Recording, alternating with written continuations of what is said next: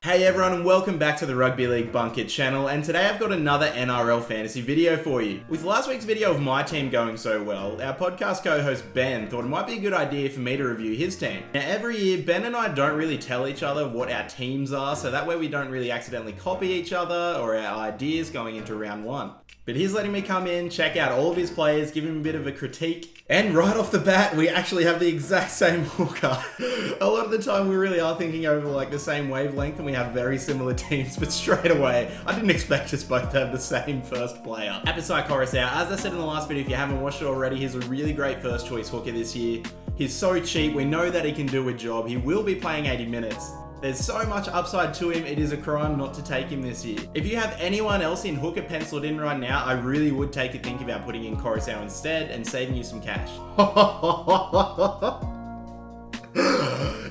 And second player, we have similar. I really hope this isn't the trend. Otherwise in a head-to-head league, we're just going to keep scoring the same amount of points as each other, unless the captain is the differential.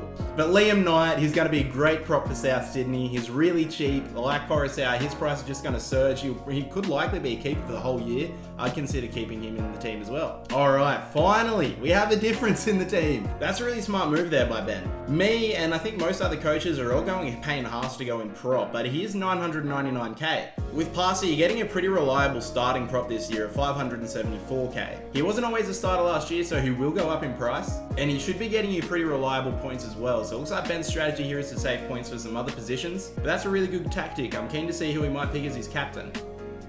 Luciano Leilua, that's a bit out of left field, Ben. Luciano Leilua, while we all know that is a pretty reliable player, not everyone is expecting him to start. I think a lot of people have Luke Garner penciled in for that starting second row spot over Leilua. But if Leilua does get that starting spot, he is pretty cheap. He will be getting you points. We know he is a pretty reliable second rower. And Ben's still keeping a lot of cash in the bank. I'm really curious at where he's going to spend it. And there it is, another player similar that he has in the exact same spot as I do.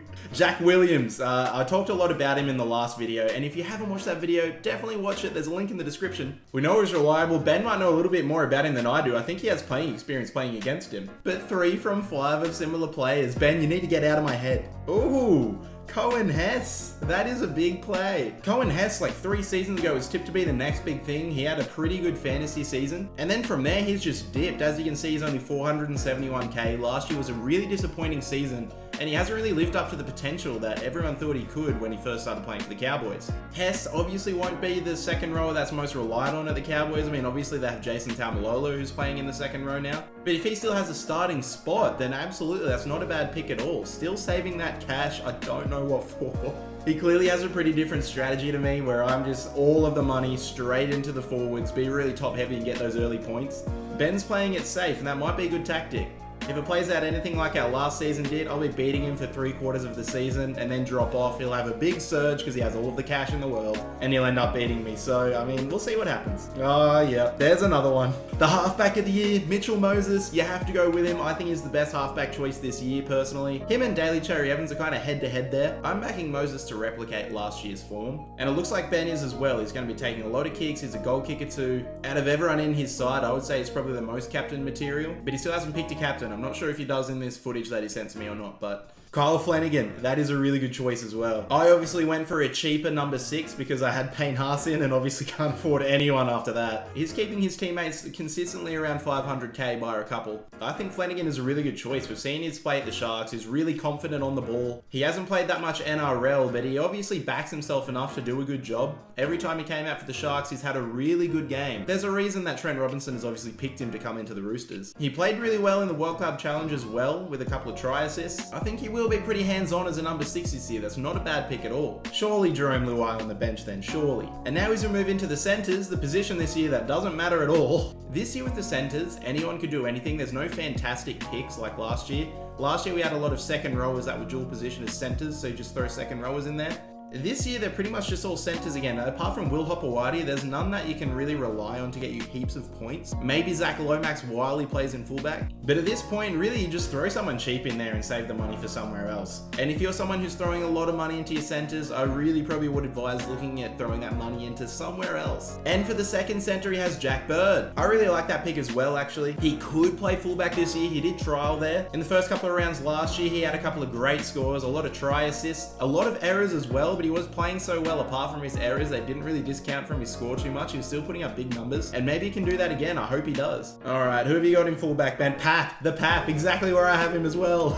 Whoops, and I've accidentally gone a little bit forward as well, and he's got Aikens in there too. Aikens, I actually really like watching him as a player. He's really electric, and his support play is excellent. He has a lot of confidence just to take on the line. He's not scared of the contact. I really like that about Aikens, and Pappenhausen, you can say the exact same thing. He is kind of at another level though for his support play and his running game. The Pap is obviously going to surge in price, and you've gone for a very cheap player in Aikens. I think he's probably bound to make you a bit of cash too, so that's not bad at all. All right, now we're starting to spend some big money as well. Tom Trbojevic. Tommy Turbo is one of the most reliable fantasy fullbacks there are. He will on the odd occasion outscore James Tedesco, Roger Tuivasa-Sheck, and by a good few points as well. The downside of Tom Trbojevic is he's not as consistent as those guys. So while he might have a higher ceiling to hit points-wise than Tedesco, he also has a lower floor and is very injury-prone. With that said, Trbojevic is one of the fullbacks that I want to upgrade one of my wing fullbacks to eventually, so long as he doesn't surge in price too hard. And he is coming off an injury from the back end of last year, but I think he's fully fit. He should fire. So long as that Hemi of his stays good, I think that's a really good pick. Then on your first interchange spot, you've got Jake Turpin. I really rate that pick a lot. Not only does he have the best chop in rugby league, I'm pretty sure he's going to be playing 80 ahead of Andrew McCulloch in number 9 at the Broncos. And at 557k, and it's a hooker that's playing 80, he's a bit like Reid Marnie from last season. He's going to surge in points. He's going to be a reliable keeper. I obviously don't have him in my team, but I did think long and hard about getting Turpin in. Now that Cameron King has gone through an ACL injury and he's out for the season though, I think Blake Brayley being a cheaper option who will also play 80, I'm going to keep him in my team over Turpin, but Turpin is just as good, if not possibly a better pick. Obviously he has that experience of playing longer minutes in games, he's very solid defensively, and he's a bigger body than Brayley as well, so that's not a bad pick at all. And then you've got Kurt Capewell in there too, who Ben, as a massive Sharks fan, I'm pretty sure he has big raps on Capewell. He really enjoyed what Capewell was doing for the Sharks last season, and this year in Penrith, I personally think that he can do even better. And it looks like Ben does as well. He also gives you centre coverage, not only second row. He is one of the guys I was thinking of throwing in centre for my team, but I think I'm pretty happy with going with either Stafford Toa if he plays or Tau Mogo, whoever gets that spot. Yeah, there we go. There he is, Blake Brayley. So going with 3 hookers off the bench, really good tactic. I rate that pick a lot. I'm only going with 2 on my bench, which is a first. You're probably very surprised by that, Ben. But yeah, I just touched on Blake Brayley and how good of a pick he is, so we'll move on from there. Ooh, Scott Drinkwater. He's actually not a player I've even thought about throwing in my side, but I can see why you've done it. He's just come off a player of the tournament 9s tournament. He's going to be playing 6. He gets you wing fullback cover, so if someone like Aikens isn't firing, you can throw him in there. And I think he's going to play really good 6 for the Cowboys. I rate that pick a lot. Billy Magoulias, who I touched on in my last video, I have him in that exact same first emergency spot as well. Really solid second row backup. And then you have Margot in there, which I don't think is really even pushing for a bench spot at South Sydney. But your emergency slot is a lot like mine. It's players who might not even get a go, or they might play 1 or 2 games this year. But Ben, if your emergency slots are anything like mine, there's gonna be 2 or 3 players in there who might not even get a go this year, or they play 1 or 2 games. Cooper Johns, who I hope gets a game this year, he seems like a pretty handy half. Obviously he's not going to start. He's going to have to wait. He's going to have to bide his time until he gets into the team. But he might be good halves coverage. He might make you a bit of cash in the long run. I was about to say, if your last spot wasn't Jerome Luai,